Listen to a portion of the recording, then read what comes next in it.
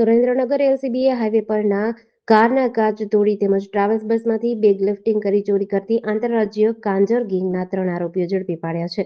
Rajkot range IG Nirlipt રાયની સૂચના અને સુરેન્દ્રનગર જિલ્લા પોલીસ અધિક્ષક પ્રેમસુખ ડેલુના માર્ગદર્શન હેઠળ એલસીબીની ટીમે બાતમીના આધારે લીંબડીના જાખણ ગામના પાટિયા પાસેથી 3 શખ્સોને ઝડપી પાડ્યા હતા.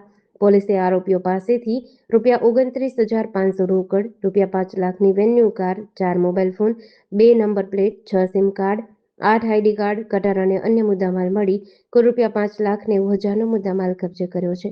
ઝડપાયેલા આરોપીઓમાં મધ્યપ્રદેશના ધાર જિલ્લાના મનાવર અને ધરમપુરી વિસ્તારના અરબાઝ ખાન મુલતાની, અલ્લા રખા શાહ અને સદ્દામ ગફુર ખાનનો સમાવેશ થાય છે. પોલીસ તપાસમાં વઢવાણ, લીંબડી અને બગોદરા પોલીસ સ્ટેશનમાં નોંધાયેલા ચોરીના 3 ગુનાઓ ડિટેક્ટ થયા છે. આરોપીઓને વધુ તપાસ અને કાયદેસરની કાર્યવાહી માટે લીંબડી પોલીસને સોંપવામાં આવ્યા છે.